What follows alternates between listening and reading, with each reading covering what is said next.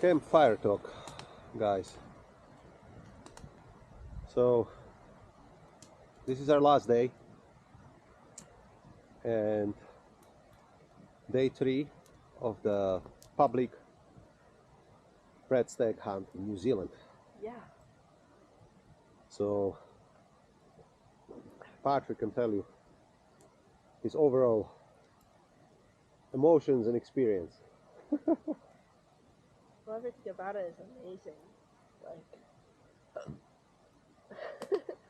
first day we come here, and we already had stag roaring 5 minutes into unpacking, and we already saw one stag on our first day.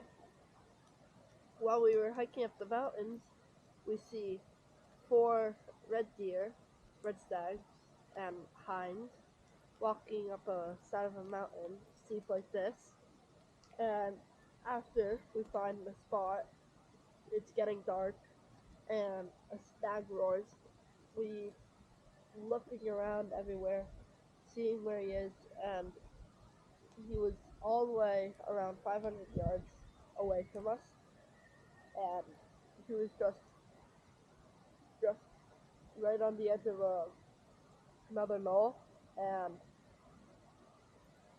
he went over it. He went over it. You want to sit over here on top? So I gotta say, overall, this trip for us is it started how I say it started with little delay because of the weather, and we were kind of getting anxious to get out to the bush, but thank God for the pilot, and he hauled us up and he brought us here even a few hours later, because 3 days of the rain, and no matter how good gear you have, you can start feeling that. And it's getting under your skin. Yeah. Pretty bad. So it's not like you are home, you come out from the woods, you are wet, you undress, and you are in a nice cozy home in front of the wood stove. Yeah. We're here, it took us a couple hours just to build up the fire. Yeah. Finally, when the rain stopped. So Patrik got the first deer Sure did. on the first night. Yeah. Hell of a story. Like, it was getting dark, fog is rolling in, everything. And Raining. Yep. Visibility, not that good. No. And we hear a stag roar, and we're like, that's a pretty good stag. Now where is he? And as soon as we spot him, he was skylined on another knoll, and he went over the knoll. And we're like, oh gosh, he was a pretty good stag. Then I roared a couple times. Yeah. And he responded. He responded, but we didn't see him. And then it was quiet for 5 minutes, and we're like, getting dark, cold, and rainy, crappy weather. Let's pack it up. Next thing, take 5 steps, and he roars. We take a look. Where is he? And he's coming from the knoll, coming over. From over 500 yards. Coming straight towards us. Yeah. And we were on a knoll like this, so it wasn't like a flat part where you could put a backpack down and shoot off of it. So we put all the backpacks, everything we already had it packed up. Yeah. So we dropped down, dropped the backpacks, set up the cameras. Yep. You got a gun. You couldn't see because everything was foggy. You couldn't even see through the binos. The binos we couldn't see. We couldn't see through the spotting scope. Not through the rifle scope. And we didn't have anything to wipe it with. Our fingers were all wet, and just like wiping it would make it any worse. And scopes are all foggy. You could barely see through them. It was getting dark. Yeah. And he comes to 250. Then we had some troubles, cause first time he stopped, you were like, are you on him? I was like, no, I can't see anything through my scope. I wiped my scope off, and then he stopped again. I'm ready to shoot, and then I'm like, can I shoot? And you're like, no. The Because camera's... camera didn't want to zoom because we were losing the daylight. So then I finally refocused the camera. I said, you shoot. So you shot first time and you miss. Yeah, went right over him. Right over him. Then you reload quickly. Yep. Shot again. Then you got him. Drilled him. We thought, like, you shot him, we saw how he jumped. But then I lost the sight of him with the camera as he went through the brush and stuff, and then we started hearing the rocks just falling down. And with the fading daylight, he was what, maybe 120 yards from us going down the ravine. And then he tumbled and he slid down, what, like 300 yards all the way down. Like steep like this. Steep. Just the rocks, like, it would have been a different story if it's like trees and stuff, he would get hung up on a tree or something. But there was just this one area of rocks and grass and trees on other sides, and of course he has to go right on that area, and the rocks are so loose and everything, and you can't hold yourself, and you just start tumbling, and all the way down. Yeah. All the way down to the creek. Yeah. All the way down. Well, that's the story.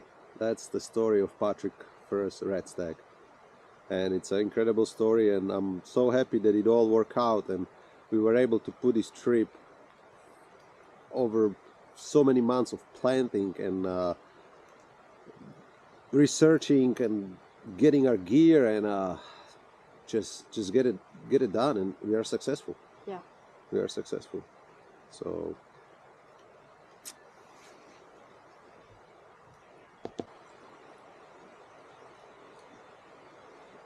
well, and the story doesn't end right there. Yeah.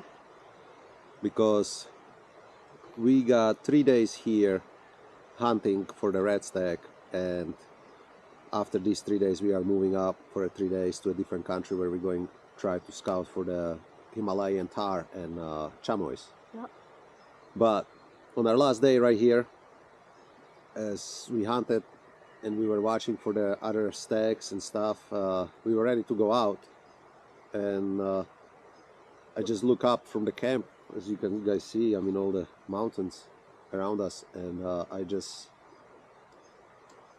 there was literally, we were putting our backpacks on. Do you want to talk about how the does ran and the spikes? Yeah. So on our last day, we came here from the morning hunt, and we saw quite a few deers in the morning and hear them roaring, and saw different stags and different from spikes till 6 points to 8 point, and we saw quite a few deers. I mean, it's an awesome country. But anyhow, so we were here at the camp, and we are in the heart of the mountains. I mean, the deers are everywhere. I mean, we are sitting right here, and look, the deer poop is literally look right here. Right here. I mean, they are just going all the way around us, and we're sitting having lunch, and here comes two hinds and two spikes 30 yards from the camp. Then half an hour later, then they crossed, and then they went up to the mountains. Then half an hour later, we had two more hinds. We had two more hinds. Same route, just went up. I was like, wow. And we hear the roar from the back. So I kind of told Patrik, I said, let's get stuff ready, and we're gonna go. And as we're getting ready, slowly lifting up the backpacks, here comes a nice 6-pointer. Yeah. Tall tines. Tall tines, nice brown antlers. I mean, nice big 6-point, and just trolling up the hill. Yeah. We wanted something a little better. We wanted something a little better. We said after Patrik's deer that the next one's gonna be either 10 or bigger, or a bigger. And here comes that nice 12-pointer. Yeah. We went a little bit away from the camp, just get a better shot at him. And again, I mean, he was 250 yards. But he disappeared again behind a knoll. Yes. And we just saw antlers poking up at times, and I just quickly grabbed the binoculars and started looking at him. I was like, I see the crowns on both sides. So Patrik quickly grabbed the camera, and we had a deal with Patrik. So I said, if it's a 10, I said, I'll shoot. If it's no, if it's a 12, I'll shoot. If it's gonna be 14, you're gonna shoot. So I look at it, I said it's a 12 point. So I grabbed the gun and then he gave me a shot and I shot first shot and I miss. And But something crazy about those stags is that they're like, you tried to shoot at me, and he came closer yeah, to us. he came down to what, 150 Yeah. yards probably. He was just walking towards us. He's like, you want to kill me? Yeah, he was like asking for it. So he came down, he closed the distance, he gave me a beautiful broadside shot, and the rest is the history.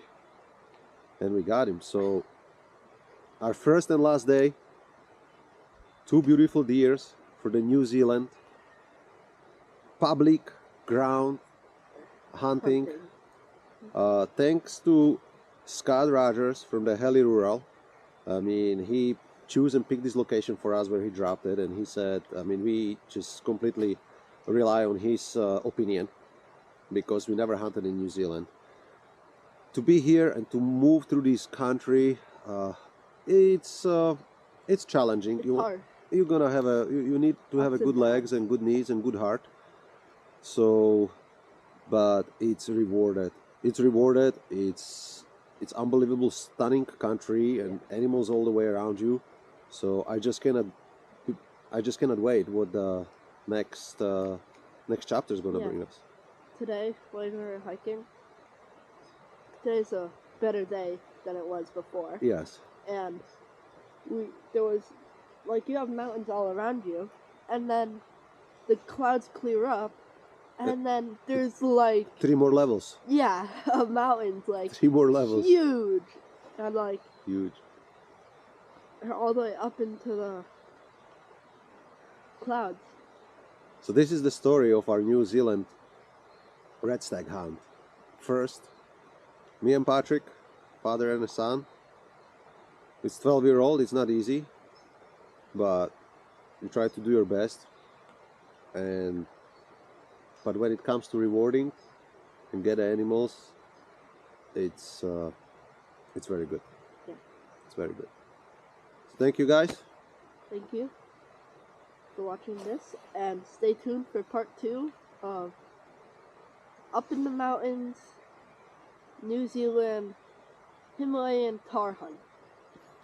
Thanks for watching. Bye. Bye.